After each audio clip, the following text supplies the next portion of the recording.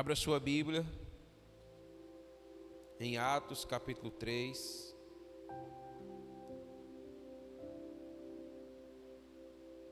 Dos versos 1 a 10.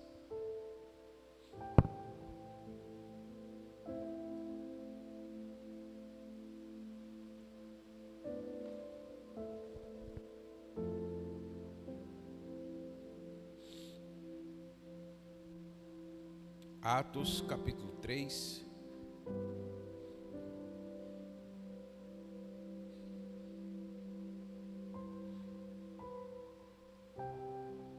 Dos versos 1 a 10. A palavra do Senhor diz assim: certo dia, por volta das 3 da tarde, Pedro e João foram ao templo orar. Um homem, aleijado de nascença, estava sendo carregado. Todos os dias, ele era colocado ao lado da porta chamada Formosa para pedir esmolas a quem entrasse no templo. Quando ele viu que Pedro e João iam entrar, pediu-lhe dinheiro. Pedro e João se voltaram para ele. Olhe para nós, disse Pedro. O homem fixou o olhar neles, esperando receber alguma esmola. Pedro, no entanto, disse: não tenho prata nem ouro, mas lhe dou o que tenho. Em nome de Jesus Cristo Nazareno, levante-se e ande. Então Pedro segurou o aleijado pela mão e o ajudou a levantar-se.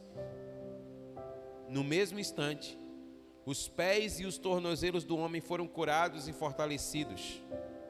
De um salto ele se levantou e começou a andar. Em seguida, caminhando, saltando e louvando a Deus, entrou no templo com eles. Quando o viram caminhar e o ouviram louvar a Deus, todos perceberam que era o mesmo mendigo que tantas vezes tinham visto na porta Formosa, e ficaram perplexos. E o verso 11 ainda diz: admirados, correram todos para o pórtico de Salomão, onde o homem permanecia com Pedro e João e não se afastava deles. Você pode dizer amém? Glória a Deus, aleluia, aleluia. Esse é um texto, queridos, que conhecemos bem. Um texto que fala sobre a cura de um mendigo aleijado. E essa é uma história de duas perspectivas e expectativas quanto ao mesmo problema e uma solução. Perspectivas e expectativas devem ser consideradas com a máxima atenção em nossas vidas, porque elas apontam o nosso destino. A palavra do Senhor nos diz que sobre tudo que nós devemos guardar o nosso coração, porque dele procedem as saídas da vida. E é exatamente aí, no nosso coração, que se dão as perspectivas e expectativas da nossa vida. É oportuno então nós atentarmos para esse texto e percebermos essas duas perspectivas e expectativas e trazê-las à nossa vida pelo Espírito do Senhor, sondando o nosso coração, para que nós possamos perceber aonde estamos e qual é a vontade do Senhor para as nossas vidas. Você pode dizer amém? E a primeira perspectiva e expectativa é a do aleijado, mendigo, aleijado de nascença.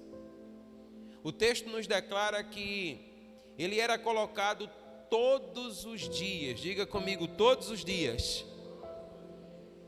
Todos os dias ele era colocado na porta do templo chamada Formosa. E a palavra nos permite entender que a sua perspectiva e expectativa não era outra senão esmolar. Ele estava sempre esperando que alguém fizesse algo em seu benefício. E perceba que essa não era somente uma expectativa do aleijado, mas era também uma perspectiva e uma expectativa daqueles que o cercavam, porque ele era levado e ele era colocado à porta do templo diariamente, dia após dia. Essa era a sua expectativa. Agora perceba que a sua expectativa, ela não demonstra nenhuma solução definitiva para a sua vida. Porque dia após dia ele precisava voltar até aquele lugar e esmolar outra vez. Então, todas as suas forças, todos os seus esforços, eles eram esforços paliativos. Essa era a sua expectativa de vida. O estar à porta do templo chamada Formosa não resolvia o seu problema. Ainda que um ou outro pudesse lhe estender a mão e de uma forma piedosa abençoar a sua vida com uma esmola, mas perceba, isso era paliativo. Isso de fato não resolvia o problema da sua vida. Porque dia após dia lá estava ele novamente. Isso fala, queridos, sobre um saciar parcial e insuficiente das necessidades daquele homem. Perceba que ele tinha um problema aparente na sua vida. Sim, ele era aleijado, mas você percebe que não é exatamente esse problema que ele visa resolver. Mas o que o texto transparece para nós é que aquilo que mais transparecia a sua maior necessidade, entre aspas, era a sua necessidade financeira, que era justamente gerada pela sua impossibilidade de trabalhar. Então todos os dias ele estava ali à porta porque ele tinha essa deficiência. Agora, aquele homem, ele não estava focado no problema principal da sua vida, que era justamente a sua paralisia, que era o que o impossibilitava em todos os aspectos da sua vida. Mas ele estava preocupado com um problema secundário. Sim, era um problema, mas era um problema secundário que era gerado pelo problema principal. E o que é que isso fala, amados irmãos, para a nossa vida? Que muitas vezes é exatamente assim que acontece conosco. Muitas vezes nós estamos gastando todas as nossas forças, apostando todas as nossas fichas, gastando todos os nossos esforços num problema secundário, que não trará solução para a nossa vida. E é exatamente isso que nós percebemos aqui. Tanto é que a palavra vai dizer que sempre foi assim. Por todos os dias da sua vida, ele estava sempre esmolando. Isso é tão verdade que a palavra diz que a sua perspectiva e expectativa, quando viu Pedro e Tiago entrando ali, Pedro e João entrando na porta do templo chamada Formosa, ele lhe pediu uma esmola. E muitas vezes, amados irmãos, é exatamente assim que nós estamos vivendo a nossa vida. E isso é enxugar gelo. E aí nós vamos nos esforçando, nos entregando, sabe, trabalhando, e nós não vemos resultado algum do nosso trabalho. Porque de fato não é ali que deveria estar o foco de nossas vidas. E ele olhando para Pedro, para João, disse assim: por favor, me dê algum dinheiro. Era tudo que ele queria. E não sabia ele que aqueles homens eram discípulos do Senhor Jesus Cristo, apóstolos do Senhor Jesus Cristo. Não sabia ele que eles estiveram com o Senhor Jesus Cristo e sobre eles havia, queridos, uma unção que poderia curar a sua enfermidade. Ele estava à porta do templo, contava e se apoiava em piedade das pessoas, no recurso das pessoas, no poder humano das pessoas, para buscar uma solução paliativa para a sua vida.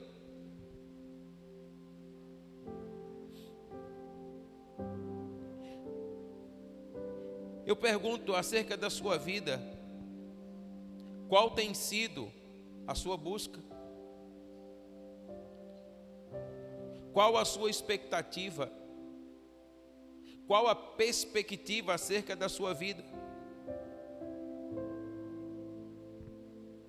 A sua perspectiva e expectativa tem sido em buscar uma solução definitiva ou paliativa para a sua vida? Os seus esforços, o seu trabalho, a sua entrega, de fato visam mudar completamente, resolver definitivamente as questões da sua vida? Ou será que os seus esforços são apenas paliativos?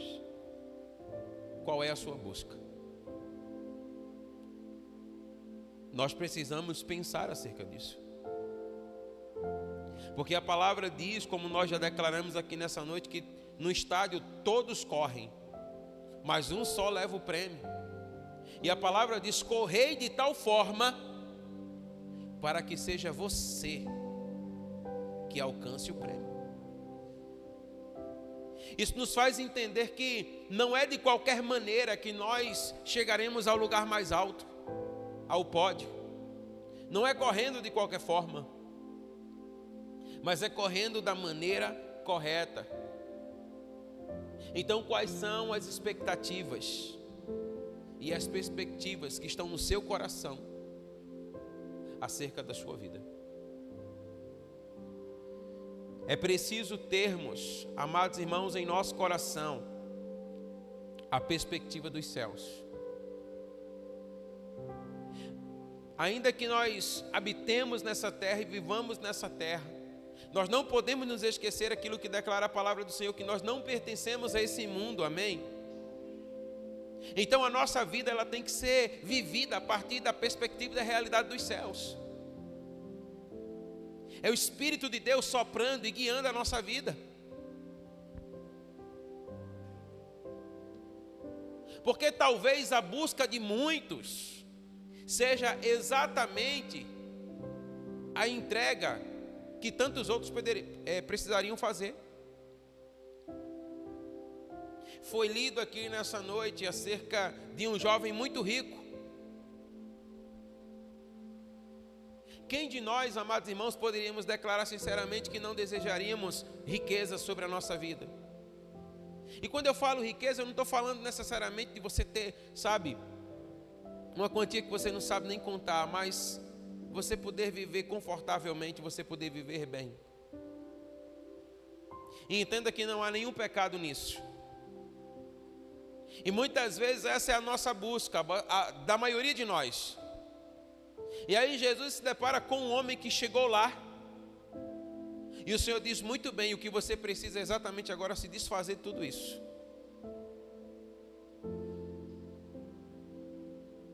Jesus não estava condenando a riqueza daquele jovem, mas estava condenando o apego do seu coração à sua riqueza. Porque a palavra vai dizer para nós que a raiz de todos os males é o amor ao dinheiro, não o dinheiro. O Luiz Hermínio diz assim: você quer ver o diabo, esteja liso. É difícil, irmão, você passar por aperto. Mas perceba que o que o Senhor está dizendo para nós é que nós precisamos ter um coração alinhado com os céus. Ter um coração alinhado com os céus é exatamente você seguir a voz do Mestre. Quando Ele disser deixa tudo, você deixa. Quando Ele disser abraça, você abraça. Quando Ele dizer vá, você vai. Quando Ele dizer fica, você fica. Nós devemos ter essa perspectiva no nosso coração e não uma que é propriamente nossa. Então, por mais louco que possa parecer, percebemos que esse homem, ele estava confortável na vida que ele vivia. Todos os dias ia à porta do templo, esmolava, voltava para sua casa. E no dia seguinte a mesma coisa, e a mesma coisa, e a mesma coisa. Até que apareceu diante dele,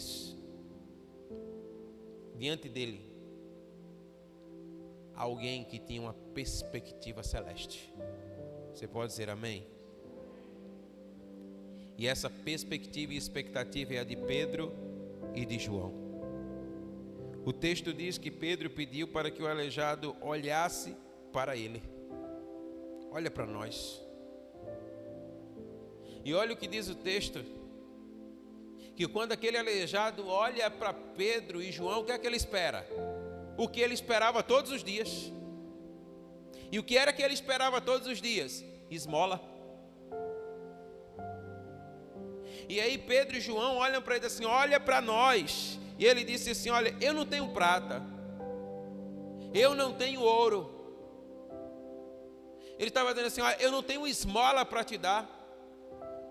O que eu tenho para te dar não está alinhado com a perspectiva e a expectativa do seu coração. Amado, nós precisamos entender que é verdade e é fiel a palavra do Senhor a nosso respeito, quando ela diz assim: olha aqui, aquilo que o olho não viu, o ouvido não ouviu, nem subiu ao coração do homem, é o que o Senhor tem preparado para aqueles que o amam, amém?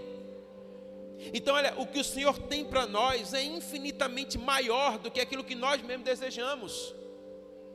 A palavra diz, palavras do nosso Senhor Jesus Cristo: qual é o pai que o seu filho lhe pedir pão, lhe dará pedra? Se lhe pedir peixe, vai lhe dar um escorpião.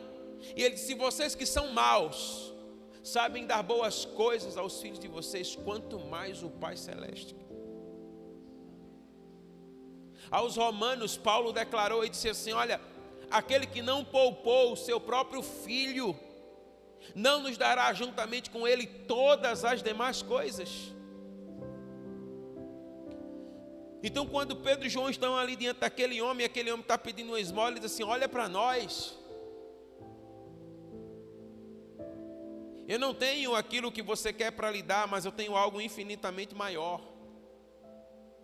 E ele disse então: olha, em nome de Jesus Cristo, o Nazareno, ande. Você pode dizer amém? O que Pedro e João estavam declarando é: sai desse lugar de paralisia. Sai desse lugar de perspectiva e expectativas, sabe, paralisantes. Era isso que ele estava declarando. Eles tiveram uma perspectiva e uma expectativa diferente. E o que eles viram? Amados, ao olharem para um mendigo e aleijado, ele vira um homem que não precisava de uma esmola, mas precisava de uma cura. Precisava do poder de Deus operando na vida daquele homem, do Senhor tocando sobre a sua vida. Sabe, amanhã você vai ser ministrado sobre isso lá na célula. Às vezes o nosso problema não é fé, mas é onde nós temos colocado a nossa fé. Porque às vezes fé nós até temos, mas temos colocado ela no diabo.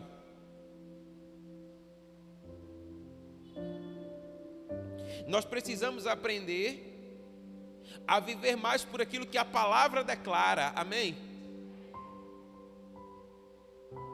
O T.L. Osborne, ele diz algo interessante, ele diz assim, olha, que testemunhos de curas e milagres não produzem fé no coração das pessoas. O que produz fé no coração da pessoa é a palavra de Deus. É ela que nós precisamos ouvir. É ela que vai gerar a fé no nosso coração. Agora veja o que é que acontece conosco. Muitas vezes nós queremos um sinal para crer. Dá-nos um sinal para que possamos crer que tu és o Messias, eles disseram.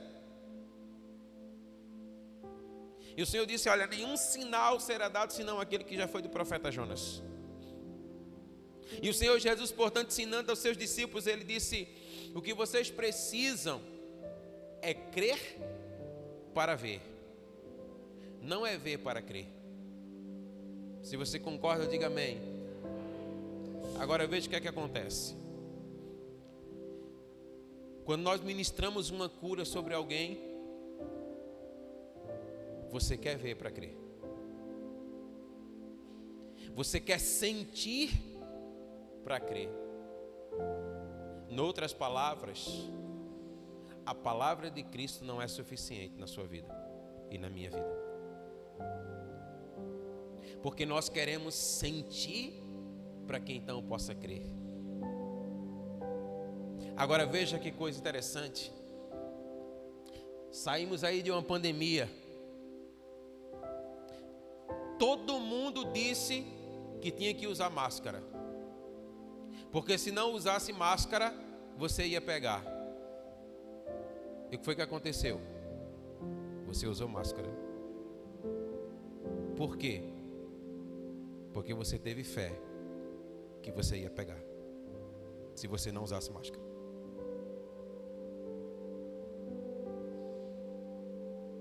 Agora a palavra que te diz, quando Jesus disse, imporão as mãos sobre os enfermos e eles serão sarados, se eu não sinto, eu não creio. Você percebe que o problema não é a fé, mas onde nós colocamos a fé? Então nós não precisamos que alguém prove, eu não preciso sentir no meu corpo. Se eu estou no meio de pessoas que estão infectadas, eu não preciso sentir no corpo, eu logo estou com medo dizendo assim, eu vou pegar. Por quê? Porque eu estava no meio de 10 pessoas, numa sala fechada, com o ar-condicionado ligado, e elas 10 estavam ali com Covid, e eu estava ali no meio, eu vou pegar. Você não precisa sentir nada no corpo. Você está bem, perfeitamente bem, mas você está assim, eu vou pegar. Porque eu respirei o mesmo ar que eles. Agora, quando a palavra te diz que no nome de Jesus você é sarado, aí você diz, não, eu tenho que sentir. Eu tenho que sentir alguma coisa no meu corpo para dizer que essa palavra se cumpriu em mim. Você está percebendo? Aí veja no texto, Pedro e João olharam para aquele homem e disseram assim, olha, nós não temos esmola para você, mas aquilo que nós temos, nós te damos. Em nome de Jesus, anda, amém? Agora o que é que diz o texto? Eles estenderam a mão. Ele continuou aleijado, irmão, quando a palavra foi declarada. Mas eles creram na palavra. Eles estenderam a mão. E aquele aleijado pegou a mão de Pedro e João. E eles levantaram aquele homem. E quando aquele homem é colocado de pé por Pedro e João, a palavra diz que os seus tornozelos começaram a ficar fortes. As pernas começaram a se fortalecer. E então diz a palavra que ele foi curado. Você pode dizer amém? Então eles viram que o que aquele homem precisava não era de uma esmola, mas era da manifestação do poder de Deus na vida deles, amém? Ao olharem para si mesmos, eles viram que como homens e ex-pescadores, eles não tinham recursos para resolver o problema financeiro daquele homem naquela hora. Mas como discípulos, como apóstolos de Cristo, eles tinham acesso ao poder celestial, presta atenção nisso, que poderia dar fim à paralisia daquele homem. Será que você consegue compreender isso? Eu não sei se é somente comigo ou se já aconteceu com você. Talvez com você não, porque você seja uma pessoa que tem muito dinheiro. E às vezes alguém chega para você e diz assim: me dá uma ajuda. E você não tem ajuda para dar. Aí você olha para a pessoa e diz assim: Deus te abençoe. Irmão, Pedro e João estavam liso. E eles disseram assim: eu não tenho, Maga, não tenho. Mas eu tenho algo. Eu tenho o poder do Espírito Santo que opera em mim. E aquilo que eu posso liberar sobre a sua vida é muito maior do que uma esmola que você espera. E a palavra então diz que ele liberou o poder do Espírito Santo sobre a vida daquele homem e ele se colocou de pé, amém? Aleluia. Então, queridos, eles tinham acesso ao poder celestial para dar fim àquela paralisia na vida daquele homem. Eu e você temos esse acesso, irmãos. O Espírito Santo de Deus, o poder que ressuscitou a Jesus Cristo, nosso Senhor, habita em nós. Ele está conosco em todo o tempo. Ele opera por meio de nossas vidas. Então, a perspectiva e expectativa de Pedro e João eram celestes. Então, por onde eles passavam, eles manifestavam os céus na terra. Então é assim que nós devemos viver a nossa vida. Essa deve ser a perspectiva e a expectativa do nosso coração. Nós não podemos ficar simplesmente olhando e dizer: é assim mesmo. Não, o Senhor está sacudindo a sua igreja para dizer assim: olha, é tempo outra vez de vocês se levantarem e manifestarem aquilo que vocês carregam. Porque, queridos, o Senhor não mudou. E olha, nós precisamos entender algo: o tempo que nós vivemos hoje, ele é infinitamente maior, melhor do que o tempo em que eles viveram lá atrás, queridos. Porque aquilo que os apóstolos viveram já era mais profundo e mais glorioso do que o que os profetas que apontavam para aquele tempo viveram. Porque, queridos, eles não tinham o Espírito Santo habitando neles. Isso tanto é verdade que Jesus disse: olha, se vocês compreenderem, vocês vão perceber, eu preciso ir para que Ele venha, para que Ele seja derramado sobre vocês. E aí Jesus disse: vocês vão fazer coisas maiores do que a que eu estou fazendo. Amados, essa é uma palavra para os nossos dias. Essa é uma palavra para mim, essa é uma palavra para você. Então Pedro invoca o nome de Jesus e ordena a cura daquele aleijado, amém?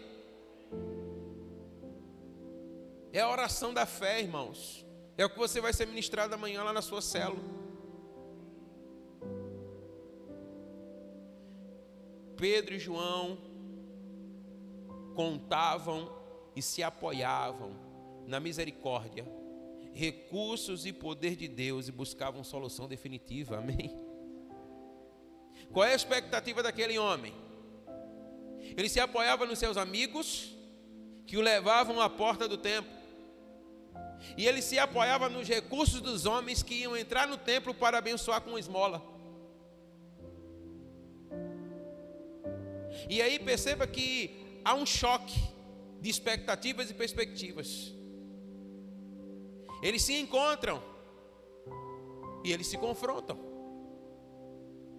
Porque enquanto tem alguém que está ali dependendo de pessoas, esperando recursos de pessoas, chega agora alguém que depende e se apoia no poder e na misericórdia de Deus.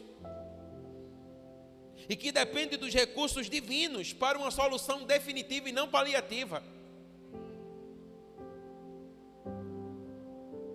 Então eles olham para aquele homem e dizem: olha, já é tempo de sair desse lugar. E eles liberam o poder de Deus sobre a vida dele. Apesar de contar com a ação divina para a solução definitiva do problema do mendigo, do aleijado, o fator humano não deixou de atuar no milagre ocorrido. É interessante você notar, porque Pedro, além de proclamar uma palavra de cura, ele estendeu a mão para ajudar o aleijado a se levantar. Libere a palavra, confesse a palavra e mova-se por meio dela. É assim que nós precisamos viver a nossa vida, irmãos. Deixa eu dizer uma coisa para você. Nós temos que nos contentar em liberar a palavra e crer que ela vai acontecer, amém? Às vezes, quando nós não vemos acontecer na hora, nós achamos que falhamos. Jesus ensina para nós que não é assim. A Bíblia diz que Jesus está passando e ele teve fome e ele viu uma figueira. E ela estava florida. E a Bíblia diz que ele vai lá para ver se tem alguma coisa para comer. E ele viu que não tinha. E a Bíblia diz que ele amaldiçoou aquela figueira. Nunca mais coma alguém fruto de ti. O que foi que aconteceu na hora? Nada. Ela continuou da mesma forma que estava. Aí a Bíblia diz, no dia seguinte, quando eles estavam passando por aquele caminho, Pedro olhou e disse: mestre, a figueira que tu amaldiçoaste ontem está seca desde a raiz até as folhas. Não foi na hora, mas aconteceu. Você está entendendo? Às vezes nós queremos que o milagre aconteça na hora. Libere a palavra e creia, irmãos. Porque quando você libera a palavra e você crê, você coloca na conta de Deus. Ou seja, aquilo que Ele disse segundo a palavra dEle vai se cumprir. Não é responsabilidade nossa que seja agora ou depois. No tempo de Deus se cumpre, a gente só crê. Amém? E aí Pedro declarou a palavra, estendeu a mão e aquele homem se levantou. Glória a Deus. A ação de Deus não elimina a nossa participação. O Espírito de Deus se move através de nós. Ele não precisava, mas Ele escolheu fazer assim. Então Ele quer se mover através da sua vida.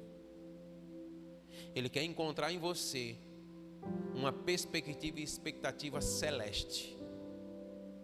Um coração dos céus dentro do seu coração.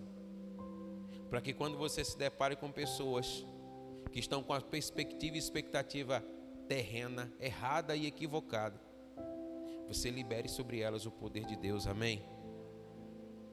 Certamente, devemos olhar para Deus e buscar dele a solução para os nossos problemas.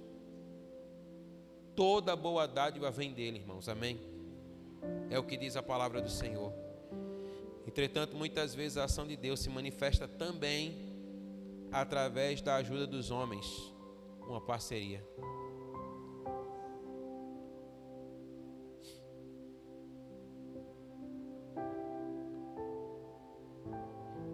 Nós vimos que nós podemos ter duas perspectivas e expectativas diante de um mesmo problema e a sua solução. A do aleijado de nascença, que a sua solução era parcial e se apoiava no homem, ou a de Pedro e de João, que era uma solução que se apoiava em Deus e era definitiva, ainda que contasse com a participação humana. E aí eu pergunto para você: você tem buscado atacar o problema principal da sua vida? Ou somente o paliativo? Você tem buscado uma solução definitiva para a sua vida? Ou você continua se apoiando em homens? Esperando no homem? Esperando que alguém lhe dê alguma esmola? Ou você quer aquilo que Deus tem para dar para você? Soluções definitivas ou paliativas, qual a sua busca? Você tem buscado a ação de Deus ou a ação do homem? Para isso ficar mais claro para você, qual é o problema que você tem enfrentado atualmente? Qual é o problema da sua vida hoje? Para esse problema, você tem buscado solução paliativa ou definitiva? Esse problema que você apontou, ele é o principal ou ele é o secundário? Ele de fato é o problema ou ele é um problema do problema? Como era no caso do aleijado, que seu problema não era esmolas, o seu problema era a sua paralisia. Qual de fato é o grande problema da sua vida? E atrelado a isso, que tipo de solução você tem buscado para esse problema? Porque aquilo que você tem buscado, a sua expectativa aponta o teu destino. Se você somente quer uma solução parcial, é aquilo que você vai ter. Mas se você quer algo definitivo que mude completamente a sua vida, o poder de Deus está à sua disposição para tocar a sua vida. Você pode dizer amém? Não fique se apoiando apenas na piedade e nos recursos dos homens para solucionar esse problema. Busque a Deus. Busque o Senhor. Ele tem algo definitivo para a sua vida, querido. Definitivo. Amém? Eu queria que você se colocasse de pé.